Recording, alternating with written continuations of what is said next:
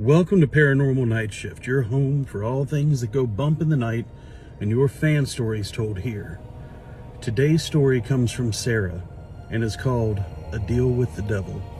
I was 13 at the time. I was overweight and I was never really a girly girl or a tomboy. Just never fit in with any of the it crowd. And I found myself alone a lot.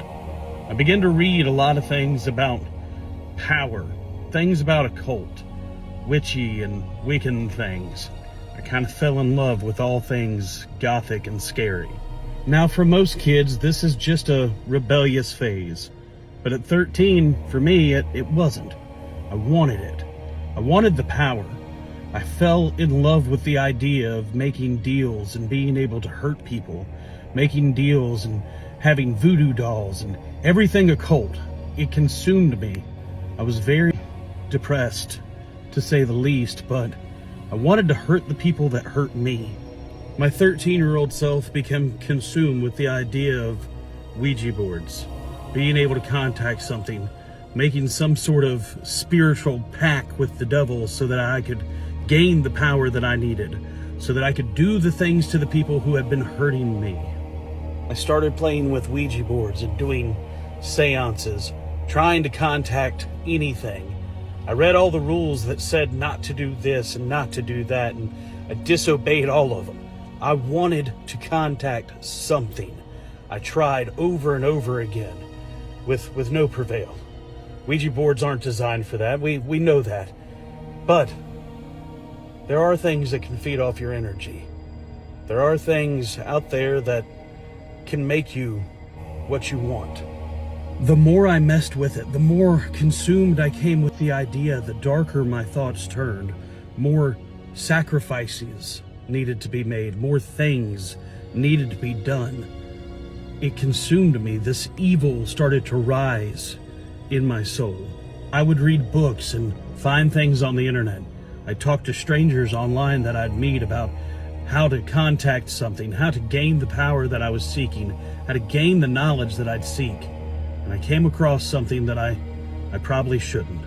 In some dark web Reddit post, I came across the instructions on how to contact something if you truly were going to make a sacrifice.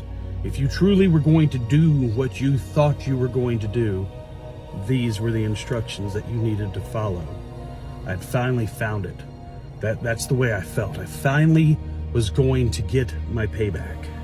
Followed all the instructions to the T. I lit the candles, I said the prayers, I had everything that I needed.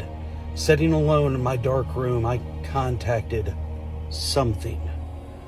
"What do you offer?" I heard the voice in my head say.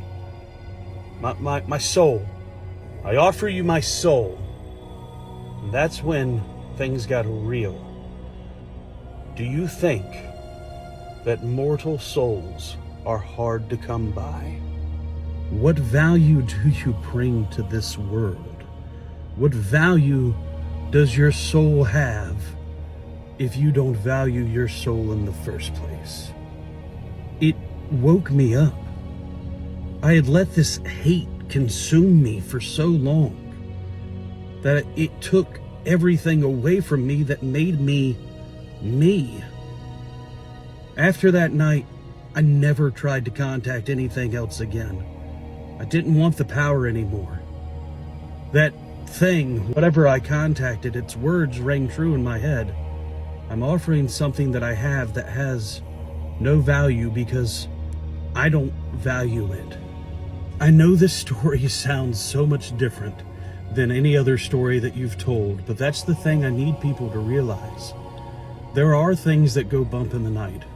There are energies out there, but you have to have the power to do it.